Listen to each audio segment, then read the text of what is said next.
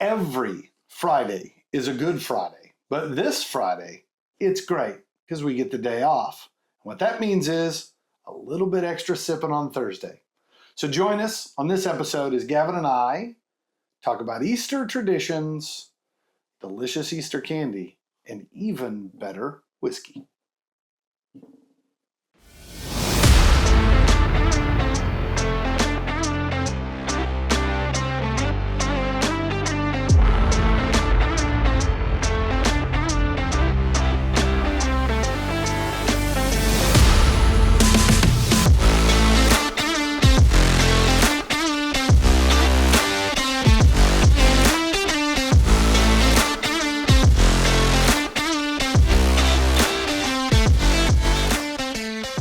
Hi, welcome everyone to this episode of the Noble Dram. We are hopping excited about spending this evening with you. So, you know what? I'm ready. You ready? I am ready. I am ready. You've been antsy about this one for a while. I have been. I've been really excited about it. Yeah, no, this is going to be fun. I've been hopping happy, not hopping mad. Before we get too far in, happy Good Friday, everybody. Happy Easter. We hope you're ready for a safe and wonderful holiday. There's no explosives at Easter, so you don't have to worry about blowing a finger off or anything. We'll get there. Yeah. The rest of the year's coming. We'll get there. Well, there could be a tradition there. Who knows? That would be a new one for me, for sure. All right. Bottle number one. All right. Gavin and I made the promise to be quicker about these episodes so you can get through them before you get to work. Man, that is a pretty bottle. Pretty bottle. All right. In keeping with Easter theme today, we picked chicks and bunnies. Chicks and bunnies. So the first bottle tonight is Chicken Cock's Wheated Bourbon. Wheated. We like our wheated. Here, I'm going to go ahead and You gonna take those off? take those off. Here you go, everybody. Those were a fabulous touch. Really pulled in the feel of the holiday. I know. Well, all right. I felt like they were, really happy and just take it straight up over here. Yeah, I get it. It made you look a little too festive. Yeah. All right. This Chicken Cock is their wheated release. This one clocks in at 94 proof. For those keeping score on the metric system, that's 47% ABV. Aged a minimum of 5 years. This one's one of the fun ones that give us a grain profile, right? Which I always enjoy. 68% corn, 20% wheat, and a whopping 12% malted barley. Wow. They not only tell us our grain profile, we actually know these are number 4 char barrels. Okay. So a heavily charred barrel. These come in at an MSRP of $58. $58. So for those who aren't real familiar with Chicken Cock, other than being fun to say, it's actually a really, really old brand. So it began... By really, is it really? Really, really. As I used to say as a kid, Riri. Really. Old. So back in the day, roosters were known for their stubborn, kind of feisty nature. So back in the late or mid 1800s, 1862 to be exact, when they opened the distillery and created the brand, roosters were often referred to as chicken cocks. So thus the name was born. Fast forward years later, the brand actually gets sold off to a group called the Kentucky Distilleries and Warehouse Company. This was kind of at that time frame in the early 1900s where a lot of these major brands were kind of consolidating these huge monopolies. And then unfortunately, Prohibition hit. Even though they continued to distill through Prohibition, when they came out in the 50s, came back, the world was flooded with, let's just be honest, low quality whiskey. And these guys kind of fell by the wayside because nobody wanted them anymore. There wasn't anything special about it. And it wasn't until 2012 that they reopened the brand. You said 2012, right? 2012. Okay. So this is a relatively new one. Now the brand is owned by a company called Grain and Barrel Spirits. But Grain and Barrel Spirits doesn't do their own distilling. This is actually distilled at Bardstown in a collaboration between them and Grain and Barrel Spirits. Okay. So this is for lack of a better way to describe it, a specific type of 5-year-old Bardstown bourbon. Just with a much funner name. It's a fun Much more fun. I know. Funner is a What great are word. you, like 12? Yes. I mean, I think if we're telling the stories, yeah, I'm 12. I'm 12. how can you not giggle? Yeah. I mean, let's yeah. just be honest. I get it. Wink. I get it. I remember the first time I ever ordered a glass of chicken cock. We were in New Orleans at the Bourbon Bar on Bourbon Street, and we walked in and they had a huge board on the wall, right? Tons of bourbons from around the world. It was a place called the Bourbon Bar, and On Bourbon Street. And I'm looking at it and writing down the list. I was like, "Yep, had it. Yep, had it. Yep, had it." Nope. Well, I don't think I've ever had chicken cock before. So I ordered a glass. I remember it being tasty. I'm trying really hard not to let that sway my thoughts about what's in this glass. So as we delve into this, Gavin, we are coming up on Easter. Easter weekend is this traditional family get together. Everybody comes together, spends the day, the weekend, whatever.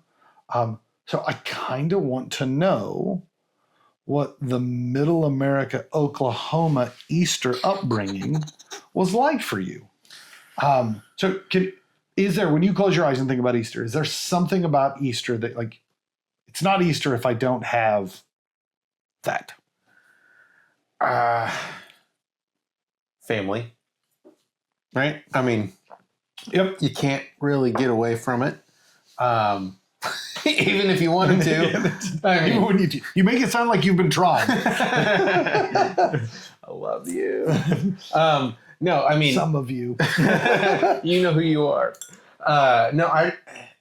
So I grew up going to a family, like a certain side of the family, primarily my mom's side of the family. My grandparents' house, their old place, was on some acreage in Ames, Oklahoma. Not Ames, Iowa. I've never been to Ames, Oklahoma. Yeah, is Ames, Oklahoma bigger or smaller than Ames, Iowa? Because I don't think Ames, Iowa is very big. You could blink and miss Ames, Oklahoma. In fact, fun nugget of knowledge here.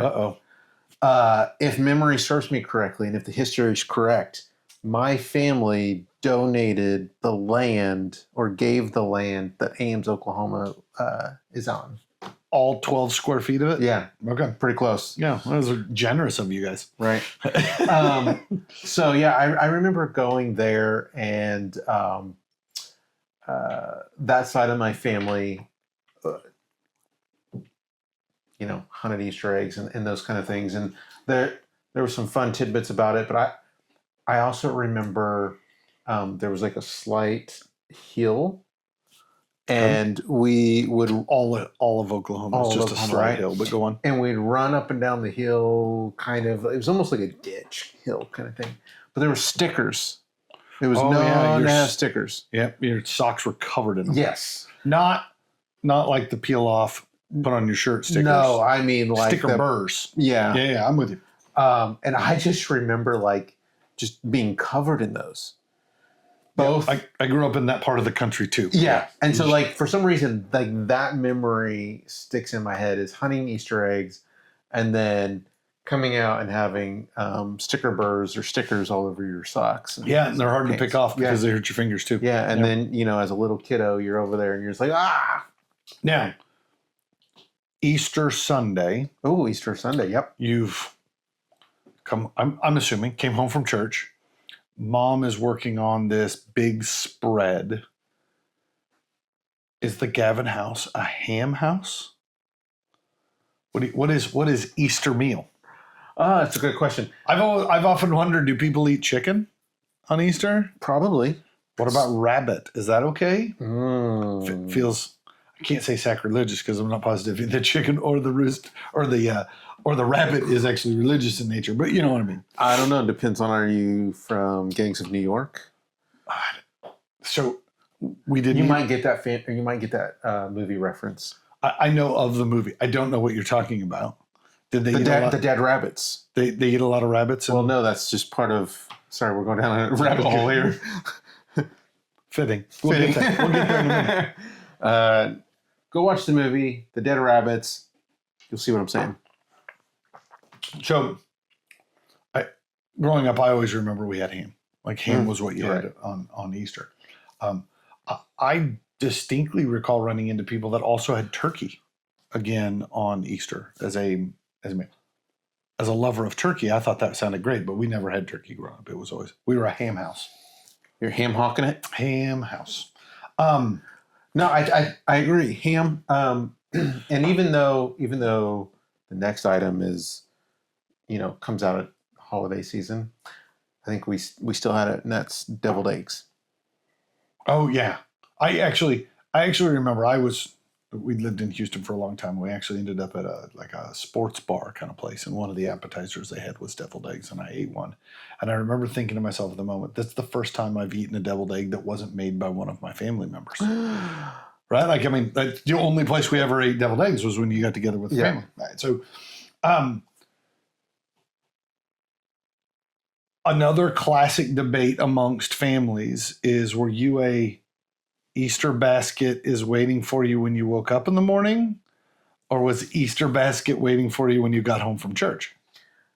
Neither. What? Like, we You had didn't Easter socks, like, no what? baskets? What? Every time I ask a either or question, your answer is neither. Neither. Yeah. Like, we didn't have just like a basket. Like, you had to work for your stuff. Like in my family, you had to go out, and there was no like a basket full of treasures when I woke up. Oh, you just probably weren't a like, good enough kid. Yeah, that's probably That's right. probably what it was. So like, We were pretty well behaved as kids. We got lots of candy. we had to work for our candy.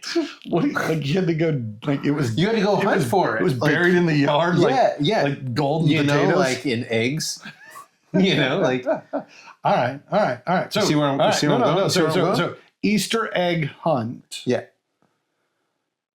Was there a period of time where like you have to stay in the house because mom and dad are going to go hide the eggs, or did that just magically happen and you just came home and there were eggs in the yard? No, I think Like, did you have that aunt or uncle who stopped by and dropped off all the eggs while no one was home? well, yeah, because we did it all together. So like me, my cousins, and uncles, and all that stuff. So it was a big thing. It wasn't just me hunting eggs or my brother hunting eggs. It was it that melee? cousins. Was that melee where it was just absolute zoo people fighting for eggs? Yeah, And like the young kids never got any because the ones just laying in the grass got picked up by the older kids as they ran over. So my family, I think initially, I think everyone kind of ran out together. But then as generations grew up, we learned that it's not very fair for the little kids. You did segregated Easter egg hunt? So like the little kids get to kind of go do their thing, right. and then we kind of dive In into the Easter eggs, it.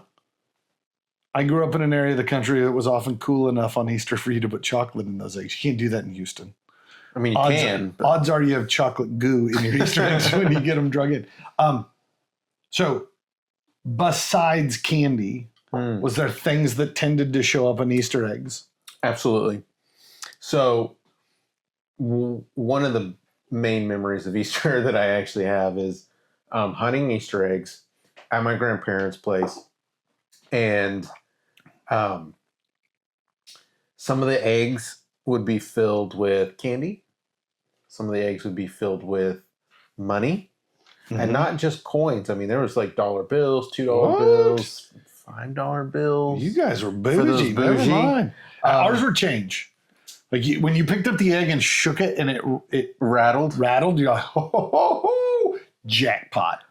But on the I'm flip sure we got like 12 cents in every egg. It was nothing, right? But on the flip side of that, some of my cousins and uncles and aunts may have been a little cheeky and they put sand or dirt in the eggs. Just rocks and stuff? So they were duds, yeah. Oh, man. So like you would come around, you see that egg and you give it a little shake and you know it's sand or something. You put it back. Yeah, let the little ones get that for one. your other cousin to roll around and do the same thing. So did you have this? We didn't have this growing up, but then, you marry your wife and that introduces a whole new slew of traditions. My wife's family, there is one golden Easter egg for each child. And the golden egg is the big prize. And you're only allowed to get one. Once you find a golden egg, you can't pick up any other golden eggs.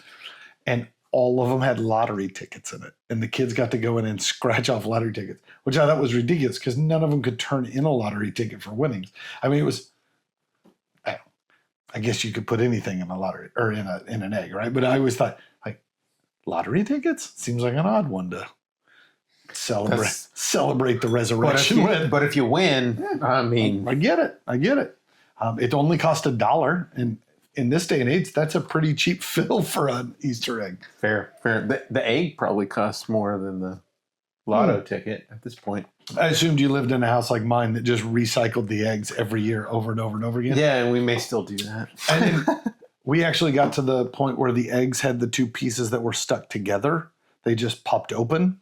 And so you couldn't lose half of the Easter egg because Mom got tired of losing. Yeah. We ended up years that like it was two mismatched colors because that's just what we had it was like Tupperware lids in your kitchen, right? Where you're like, I don't know what any of this stuff goes to. So did you do hard-boiled eggs as well? Yeah, or you had to you wrote on with a crayon and then dipped them in the, it's not Pez, but it's something like that. Paz or something, P-A-Z was like the little dye tubs. And you ultimately ended up with just an absolute disaster on the kitchen table. Mom put down blankets and towels and newspapers piled on it, still soaked through all of it. We dyed everything. We had hands were covered in it because you just reached in as a kid. Yeah, it was a mess. It was a mess. All right. But it's nice to know that we're not the only crazy ones out there. So I have a question for you. Uh-oh. Better be quick. We need to start talking about whiskey. As we're talking a bit more about eggs and candy, Okay. I kind of want to play a game with you. All right. I want to know your Mount Rushmore of Easter candies. Hold on. Let's save that one for the next bottle because I think this one's going to be more candy flavored. I need to get in the candy mindset. You think so? Yes, I do. Because complete explanation. I have owned many a bottle of this rabbit hole. So yeah, let's talk candy on the next one. Okay. I want to talk about whiskey. All right. I want to talk about whiskey because this one, to me, doesn't feel candy-esque. Really? So tell me on the nose. I've probably said too much already. Tell me what you get on the nose on this one. I get candy. What candy? Tootsie Roll. No, as a gal you used to know in high school, her name was Candy. Maybe it's the pre-pour still. A layover from the pre-pour. I don't know, but you're getting chocolate on there? I think there's... For real? Yeah. No, I really get a chocolate note. I don't get any chocolate. I get distinct cereal malty grain. The 12% malted barley actually comes through. I pick up on that on the nose. Also, I don't know if it's because of the pattern on the bottle, but It's got a honeycomb vibe about it. Yeah. Yeah, I'll say I know it's chicken wire, but the honey's faint. I had not actually picked up on that, though. That was chicken wire. That's actually pretty good. It's to keep your chickens in the coop. I was going to say something else. So as we began planning this episode, I asked my lovely wife if she would help us decorate, and she came up with all sorts of fabulous Easter goodies to put on the shelf. And then she said, her and her friend raised chickens. And so she's like, you want a chicken on the episode? I was like, no, we do not want a live chicken on the episode. And she's like, I can bring it in. I was like, no, do not bring chickens into the house for an episode. I think that'd be kind of funny. Yep, but we would have needed chicken wire for that for sure. Good point. Yeah, but so to me, way more sweet cereal grain, not as much chocolate. But I will say, I actually get a little bit more of it on the palate than I think I did on the nose. I think the palate actually kind of expands on the nose. They're kissing cousins, if you will. Like they're very similar, but slightly different. I got you. I find it neither oily nor drying. Like it is right down the middle. Boy, that's just That's funny that you said that because I literally just wrote drying or dry. Like sometimes you take a sip of whiskey and like it leaves your mouth. Like I need water after that. I don't have that, but I'm also not salivating as I sit here. Sorry for the folks. I just swirled in my mouth. Ugh. There are things you shouldn't say. I'm going to figure out how to bleep things. I don't know how to do. I don't know. I don't know. Yeah, sorry, I just bleeped in my mouth. Gosh. Golly, guys. All right. It does change the way it sounds like you like the whiskey. Oh my God, I just bleeped in my mouth. We're like, I get on the palate as we head into the finish, I get more like bread notes. I get that. I get on the palate. There was a slight spice to it at the beginning. Taking a drink of water and going back to it, I don't think the spice is quite as defined as it was right off the bat. I think the palate in and of itself is relatively mild, right? Mm. There is a moment of oakiness that kind of hits on the finish. I can see where you say drying from that, right? Especially a longer swirl. It does kind of dry, not in an overly oaky way, not the like you're chewing on a toothpick kind of way, but certainly has an oakiness to the back end of it. Yeah, I still won't say it's very sweet though. Like on the nose, I was afraid you were going to say cherry cola. No, I don't get much cola. I kind of got that again Tootsie Roll chocolate note, but then going back to it, there's a little bit more of that hay, grass to it. Yep. Yeah, it's especially on the finish. I'm getting far more of the floral light wood notes, not heavy wood, but a light wood. Yeah, agree. All right, that's palate.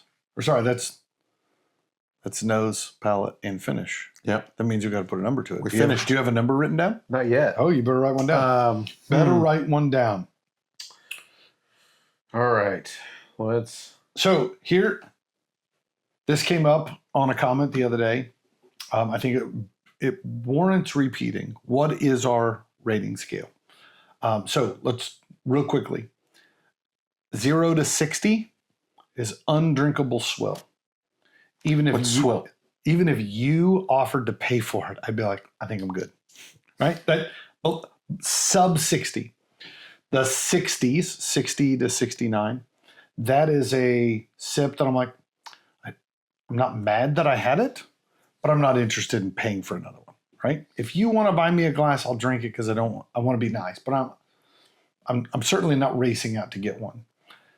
The 70s, 70 through 79, we're now in the range of, I had nothing wrong with that glass, but there was nothing that wowed me about it. Nothing that says I should go buy that bottle, right?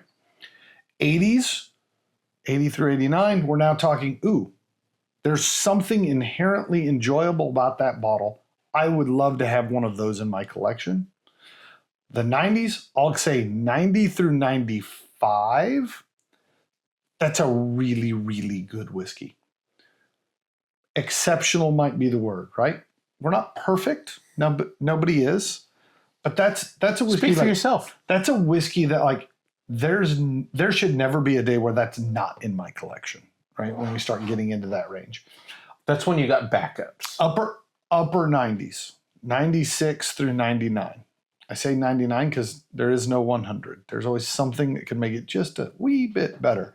But now we're talking in a group of like only my very closest friends who I know fully understand how great whiskey could be will know that I have a bottle. I still might not share it with them. I still might hoard that all to myself. But those very few people, and I'll say, unlike a lot of people who sit and do reviews and give scores that often say everything is somewhere in the 91 through 94 range, I don't think that really tells you much about them. So we tried a scale that stretched that out just a little bit more. So that also being said, I try when I'm scoring to score this as a wheated bourbon. So a 85 of a wheated bourbon and an 85 of a rye and an 85 of a single malt scotch. Those are not the same to me. I probably will tend to lean towards one of those varieties quicker than another. If they were all three in front of me, there's one that I will lean to, even though they're all 85s in their respective divisions. That's the premise. Perfect. That being said, Gavin, what is your number? I put this at an 81. I think that, to me, the best part of this was the nose. To me, the chocolatiness, the honey that I got on the nose really captivated me. The palate was great. Where I struggled a bit was on the finish. I felt like it was fast and fleeting, and I wasn't able to enjoy it quite as long as I had hoped for. Yeah, for me, I think the parts of the finish that seemed to be more prominent were the parts I liked the least, and the parts that I really enjoyed about the finish, those tended to fleet away quickly. I will say my score's 79. I put this just below the have a bottle range. Ironically, this is my bottle now. So, no, to me, I expect wheated bourbons to be sweeter and softer and smoother. That's kind of why you drink wheated bourbons. This one didn't have that. When I close my eyes and I think about wheated bourbons, right? You think about the Wellers, you think about Green River, you think about the sweet wheat from Woodford's. Like, you run through those in your head. You're like, all of those are soft, smooth, easy sippers. Nothing objectionable about them, right? And this had just a couple things, and I'm like, man, I wish it didn't have that, or I wish it had more of this. So yeah, they put it just under that threshold of own a bottle for me. So 81. 79. So we're rapidly approaching my favorite part of the episode, is the part where Gavin pours me whiskey. But first, we're going to take a break and let you guys see a cool little announcement from us. So we'll see you on the flip side. For the last couple weeks, we've been teasing a big announcement coming. That's right, the Noble Dram has a barrel pick. But we don't half-ass anything here. Not just one barrel pick, we got two. Larceny, barrel proof, And Elijah Craig, barrel proof. and we want to give a special thanks to the guys at M&R Liquor here in Northwest Houston that helped make these barrel picks possible. With them, we've reserved a limited number of each barrel pick for you, our noble listeners. For everyone who goes online, reserves a bottle before they go on sale to the general public, you get $10 off per bottle. Follow the link down below in the comments to reserve each one of these bottles. And don't miss a chance to enjoy two delicious drinks. Cheers.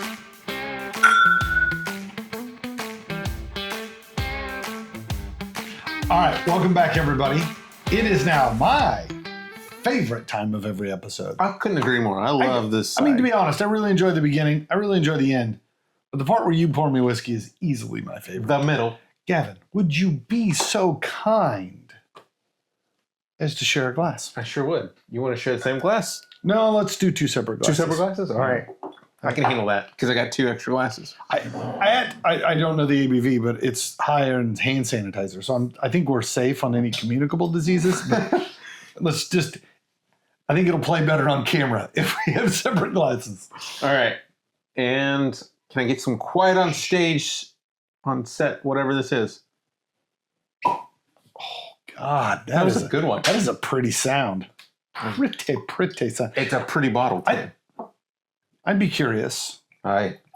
We should do an experiment as to, does the size of the cork, is it an indication of the quality of the sound?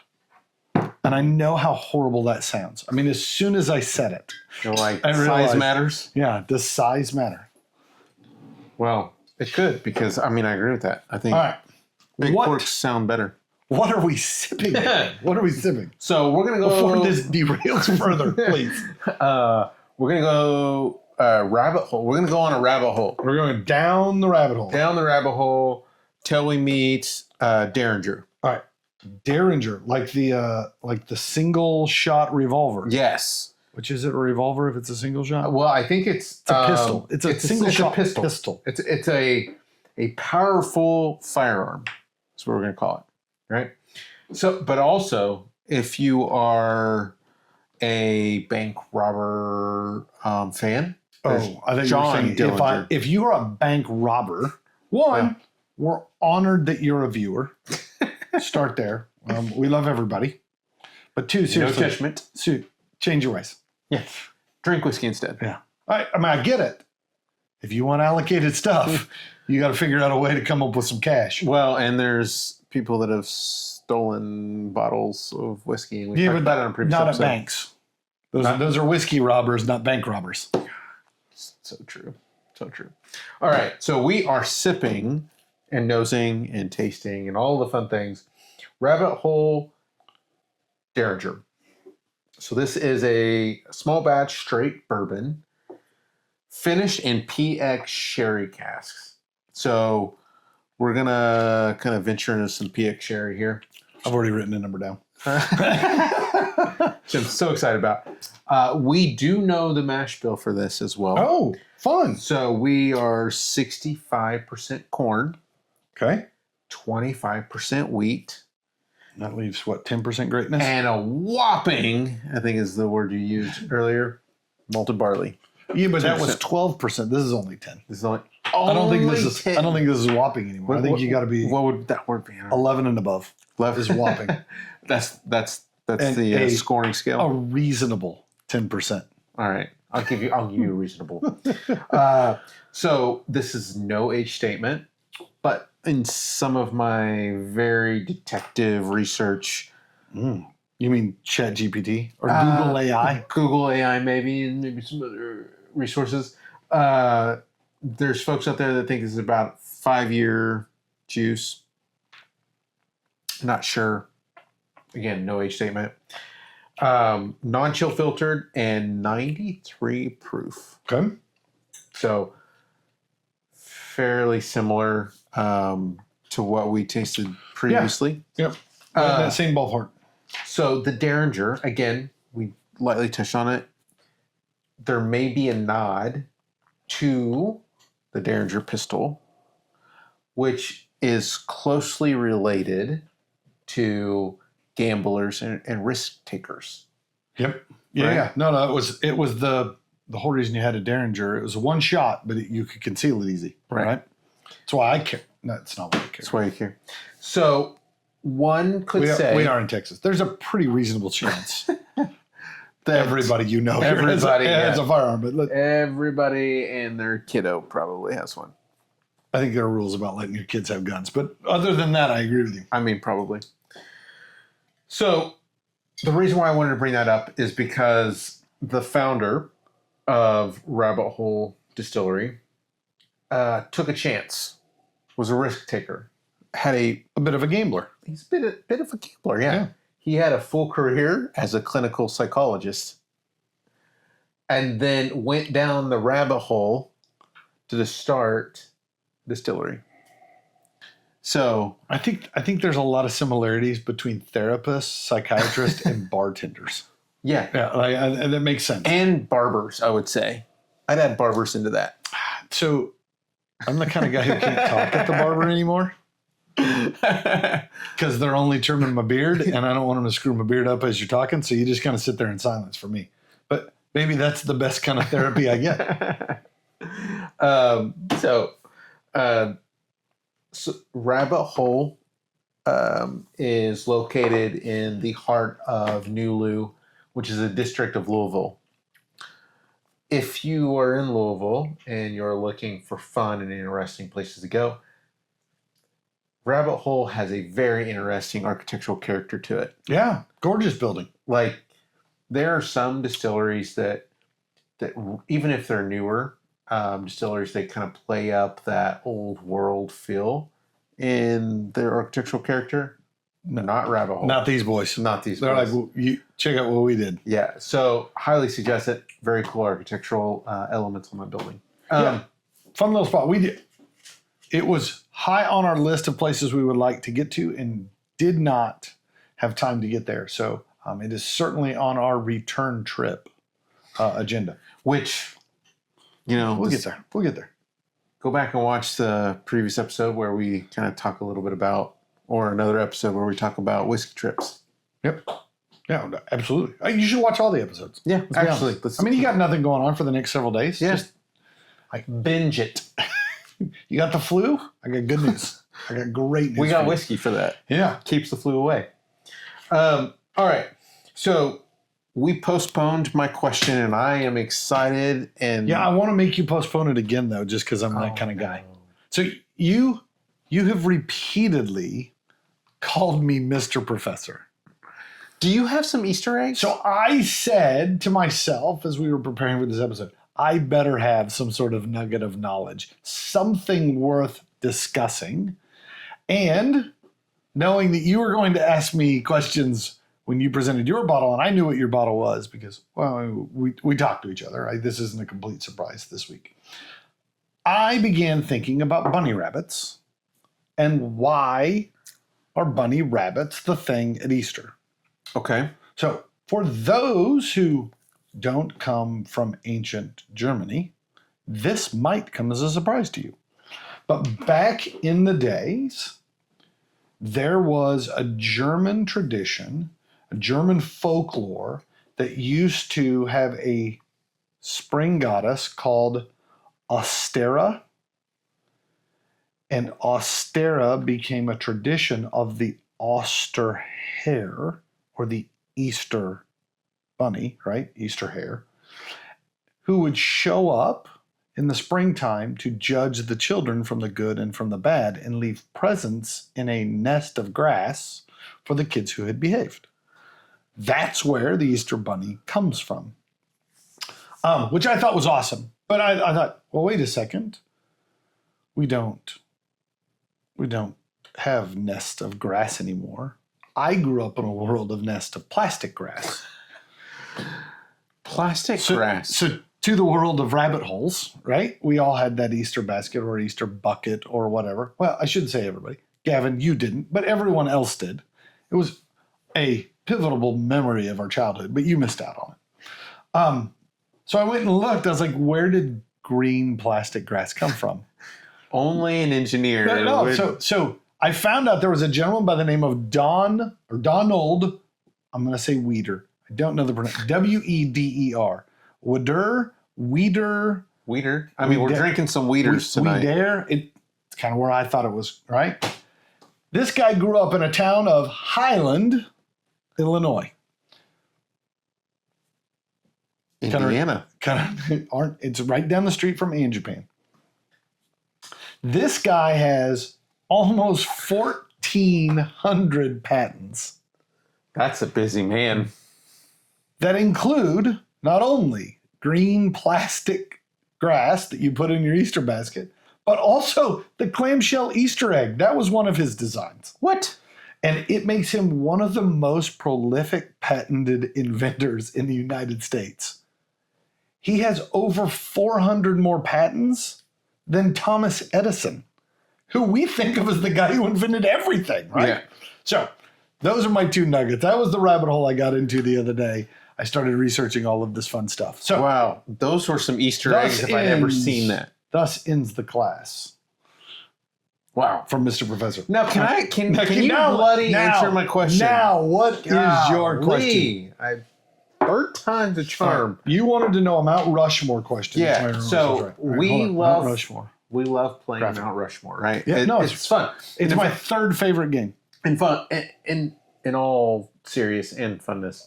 I was on a recent work trip and... Is funness a word? If I'm going to apologize for funner, I think you should apologize for funness. Not tonight. Not tonight. All right. I was on a work trip and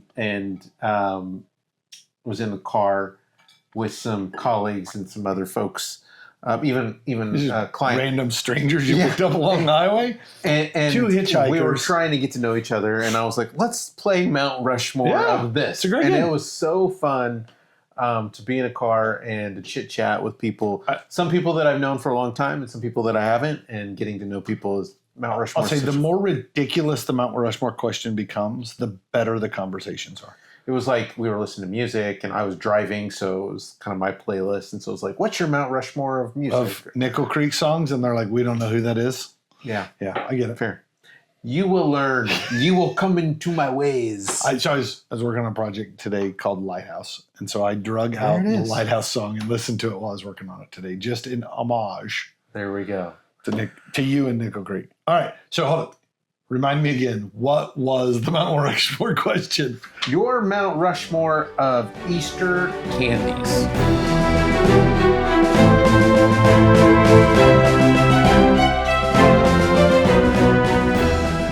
About Easter, and one of the things I began making was a list of Easter candies that I remember, right, growing up. Your challenge is you pinned me to 4. Here's what I'm going to say. I think this is an unfair one because we already talked a little bit about this at Halloween. So I'm going to take the number 1 candy I enjoy off of the list, because just because you make it into the shape of an egg and you call it an Easter candy, Reese's Peanut Butter Cups are still Reese's Peanut Butter Cups. Although Do you think so? Absolutely. Christmas trees at Christmas, eggs at Easter. I get it. They're all the same. They would absolutely win number 1 on every list. But because I want to expand that list and not just give the same list we gave for Halloween, I'm going to tie my own hands down and say, no, I cannot pick those. So I'm going to take that off the list. All right. I'm going to get oddly specific, and I'm going to give you 4 for my Mount Rushmore, and I'm going to give you 1 honorable mention that probably isn't on anybody's list, but I think should be. Are you breaking rules? Nope. It's an honorable mention. It doesn't make the list. All right. Number 1, left spot on Mount Rushmore, the Cadbury cream egg has to be on there. Okay. It's hard to eat. It's so rich. It's so much. It's such a mess. But there's no other time of year where I ever think about eating it. Like, it is an Easter egg. Now, do you put it in the refrigerator? Let that cream kind of get a little. Oh no, I kind of like them. Like, I want it to be like a runny egg, right? Sunny side up, right? Number 2, which was a very, very close. Jelly beans are a classic Easter egg candy, but I'll say specifically Starburst brand jelly beans. Absolutely the best. You can tell me how great Jelly Bellies are and how they have umpteen million flavors, but I don't care about a jelly bean that tastes like buttered popcorn. I want a jelly bean that tastes like a jelly bean, and it should taste like fruity goo. That's what a jelly bean is. Fruity goo. You heard it here, folks. It's actually, those are both real words, not like funness. So before you get all judgmental. All right, I'll say another quintessential candy that only shows up at Easter, which, as a guy who likes malted barley, how can you not love the malted milk ball of the Whoppers Robin eggs? Mm-hmm. I don't eat Whoppers any other time of the year.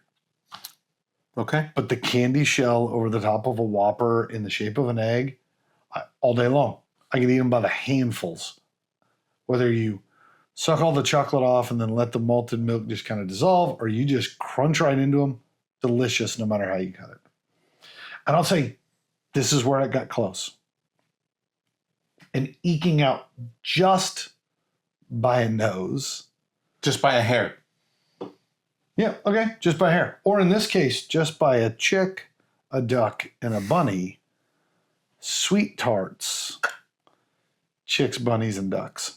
I love this. Absolutely a great Easter candy. Here's where number 5, my honorable mention, comes in, and people will argue with this. Have you ever had Jordan almonds? It's an almond on the inside. It's a thick candy shell. They're always pastel colors. Okay. You suck it. They're absolutely phenomenal. They got a crunchy nut on the inside. Cannot go wrong. They look like little pastel Easter eggs. Can't go wrong with a crunchy nut. And we've hit rock bottom. All right, so here's where I'm going to take this a different twist. You asked me for the Mount Rushmore of the best Easter egg candies or Easter candies. But I actually put together a list of the worst Easter candies. And I know there's someone out there who's going to be like, hey, wait a second, you're wrong. So I would love to, if you'll indulge me, give the Mount Rushmore of the worst Easter candies.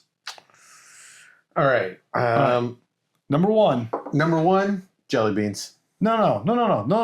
I made the list. Peeps. Oh, you're making number one. I thought you were asking me what it was. Well, no. You can agree with me. Just keep nodding because this is right. All right. Number one worst candy of all times. Peeps. Easter or otherwise. Man, you're gonna Number two. Uproar. Number 2 on that list. Peeps. Number 3 on that list. Peeps. Number 4 on that list. Peeps.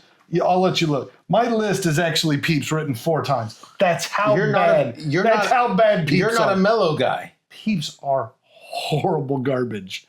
No one ever is sitting around the house on a random Wednesday going, oh, I could go for a sweet treat. Let me go eat some marshmallows.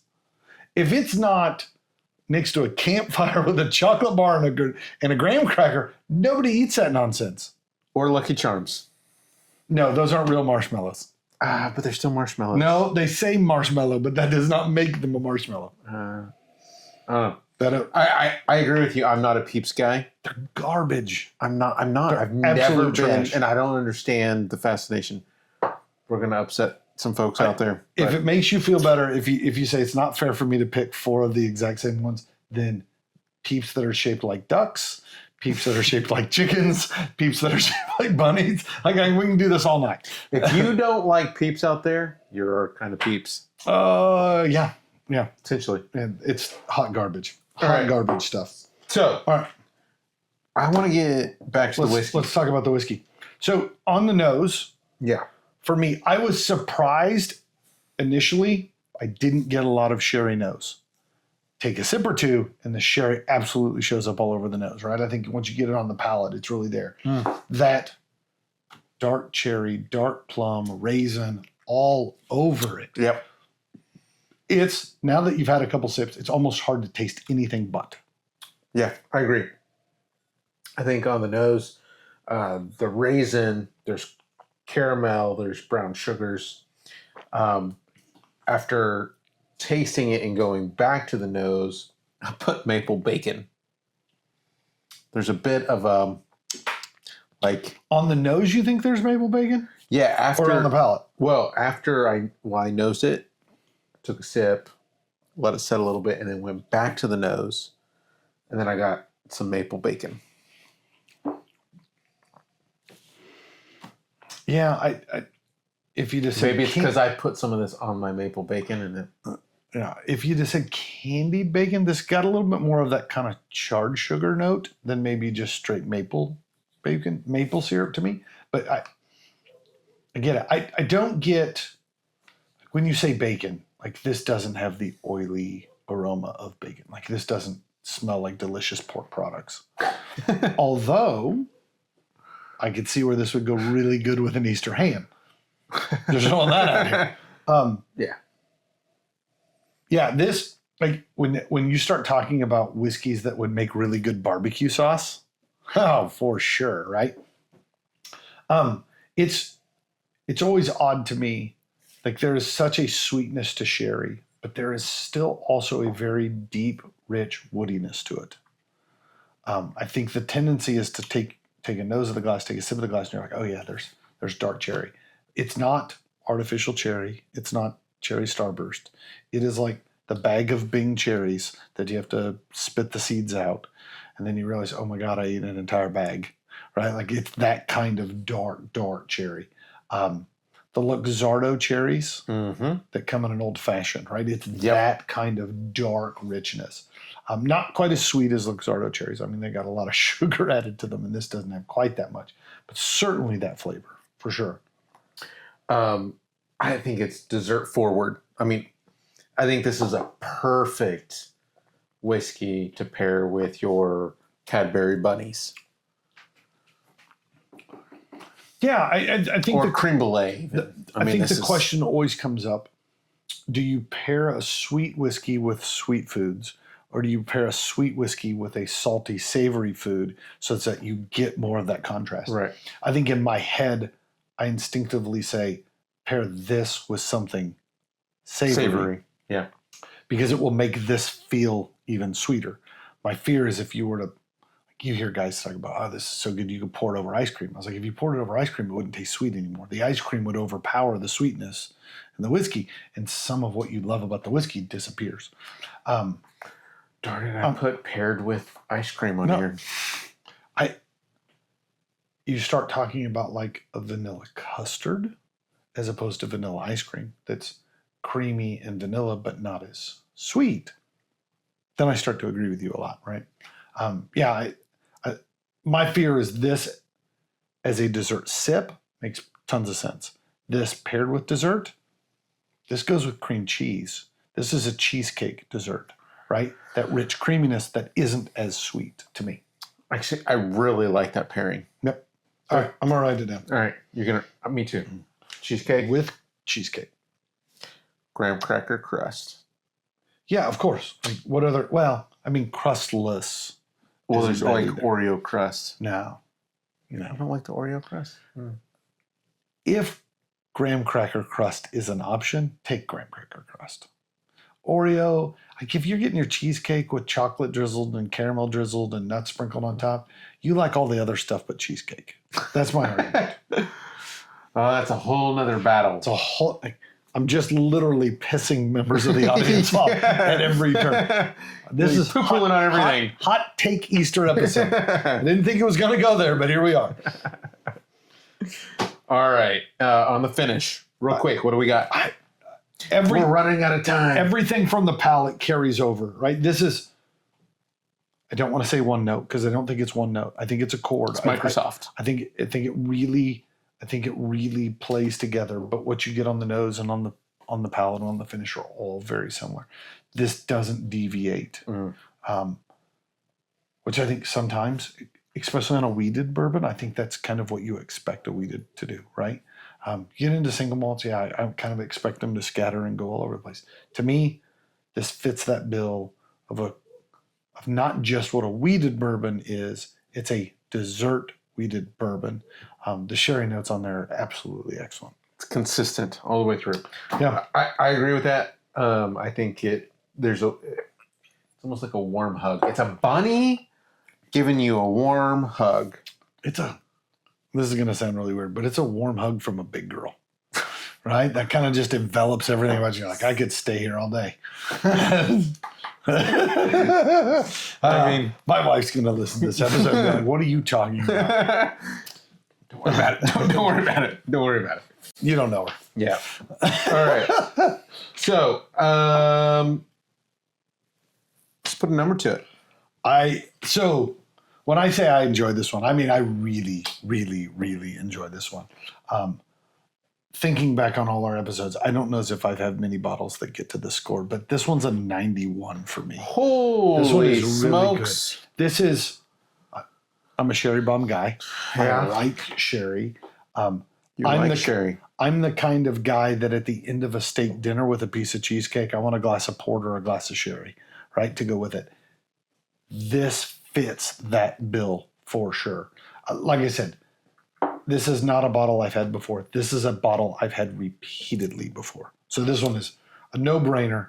This one's an absolutely got to have it on the set. And it has saddened me that here in Houston, in the last few months, this bottle has become really difficult to get a hold of. And I'm not sure exactly why. I think it just has to do with supply and demand and that kind of stuff. It felt like for a while this was an easy bottle to get a hold of. And I mean, you can speak to it. You went to go look for this bottle, and it took you several stores to get to this bottle. Yeah. I made the mistake of not picking up this bottle when I should have. I've had this bottle before, but didn't have it on the shelf to bring tonight, so I had to go pick it up. Went to a store and they didn't have it, and then went to another store that's near my office. This was the last bottle there. And as of yesterday, in the system, it said they had 7. So I don't know if the system This is was a off highly shoplifted or bottle. if it was like This is this is the bottle that the ne'er-do-wells enjoy. right, or maybe they had it in the back stock. I don't know, but this was the last bottle on the shelf. Some holdback whiskey. Yeah, holdback I get whiskey. I get it. And if memory serves me correct, wasn't this bottle in our recent bottle share that we did? Yes. Yeah. So no, this one has come up a number of times in my life. yeah, I put it at an 86. That's a solid score. Yeah, I really enjoy this bottle. I mean, it's too low, but it's still a solid score. My critique is, I think, on the palate and the fin. There's just it leaves a little too soon. Yeah, but there's more in the bottle. It's hard to argue with that statement. There's always more in the bottle until there's not. Yeah, well, true. Very true. Very true. Right right up until that last minute, plenty in the bottle. Regardless if you like it or not, there's always more in the bottle. Yeah, one of the downsides to a whiskey that is quick on the finish is that you have to keep drinking it. So if what you're wanting to do is have a glass tonight and just sit and savor with time, short finishes go counter to that, right? You have to keep sipping more and more and more. So yeah, that's a fair complaint about the bottle. I don't think it's enough to dock it 5 points. I mean, come on, that's just ridiculous. But I mean, I think we're splitting hairs here. You've been dying to use it. All right, 91 for me, 86 for Gavin. Rabbit Hole's Derringer, an excellent sipper. All right, so a conversation we started earlier off camera that I think makes sense to have here. What if we got to pick the perfect Easter basket of whiskey? Oh, yeah. That is 4 bottles. Let's say 4. That's two for you to pick, 2 for me to pick. Okay, all right. What goes into, and if you want to get as specific, what are the bottles you feel need to be in the basket? Why don't you pick one first and then I'll go. Okay. I haven't written this down, so you're going to cheat and look in your notes, but because I've thought about this. Yeah, this was one of those questions that I've thought about for a bit. My number 1 bottle, I think, is the Glenmorangie, the Nectar Noir. yeah. So Nectar Noir, Sauternes, a white dessert wine, finished Scotch. It's got sweet, delicious creaminess. It makes absolute sense. When you ask the question to me, my first thought is, well, it's springtime. You need a light whiskey. You want something that's taking you kind of out of the flannel weather of winter. Right. Right?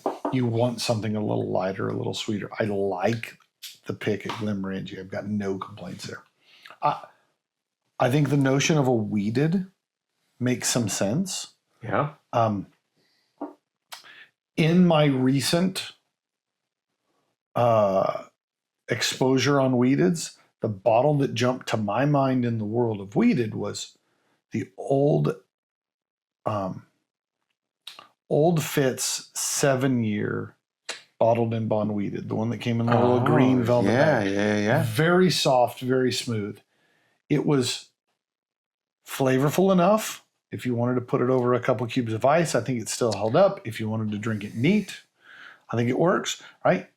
You want to sip it by the pool? Yeah, we put a hurting on that bottle. Easter time in Houston is that point where it could be 55, it could be 95, right? So I think you want to, for us, we need a whiskey that lives in that world, right? If you're in Scotland, live in the island world for a little bit longer. It's still chilly up there.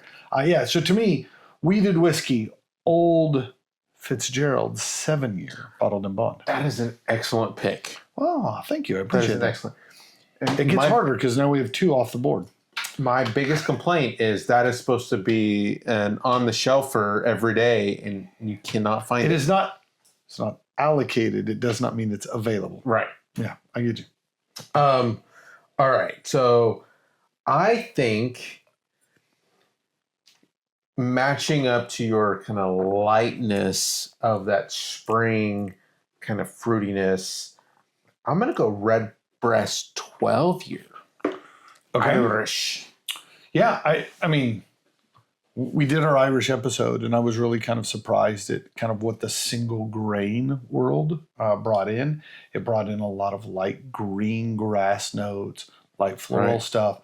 I think that all makes sense in the Easter mindset. All right, so you give me the tough challenge. Yeah. Right? I have to round out the four. So we've got light honey sweetness of Glenmorangies Nectar Noir. We've got the true subtle corn sweetness of Old Fitz 7. We now have, trying to think of the best way to describe the flavor profile. Fruity. Yeah, it's light and floral of Redbreast 12. Some honeyness. I think in order to round the basket out, I need that dark sweetness. You're going to say... No, so as much as I want to go there, I feel like Scotch is probably more the answer here because I want some depth to it. This one's a 91 in my book because it is a delicious wheated bourbon. I think if I'm making the pick, I might go Glendronach 15 for Revival, a big, heavy sherried Scotch. You could make an argument for a number of the Macallans. In the play where it might be warm or cold, maybe Glen Scotia's double cask comes to mind. Yeah. That gives you a little bit of that. If it's cooler, it gives you something to sip on. But yeah, I think I'm gonna go Glendronach 15, heavy sherry bomb Highland whiskey. That is a wonderful... That's a basket. Bouquet. That is a basket. Wonderful. I'm just going to say we're really good at picking whiskeys. Yeah. I'm thirsty now. Yeah. Well, too bad we ran out. All right. So we find ourselves at that point of the night where we have to raise a glass. Thank you all for being here. Again, happy Easter. Enjoy Good Friday. Enjoy the weekend off. May your hams still be juicy. Whether it's got pineapples on it or not, that's a whole different debate we didn't even get into. Might I recommend loading it on the smoker until it shreds? Shredded ham is one of my absolute favorites. So until we see you guys next, happy Easter. Cheers. Christ is risen, and he is risen again. There it is. Slajava. We want to thank you, our noble listener, for joining us. We believe each whiskey has a story, and so do you. So give us your thoughts by leaving a comment. And if you have a whiskey you'd like to see us share, let us know. You don't want to miss a single episode, so subscribe to our YouTube channel. And make sure to like and follow us on Facebook, Instagram, and TikTok to stay up to date on the Noble Dram. And if you find watching us difficult, you can always listen to each episode on Apple Podcasts and Spotify.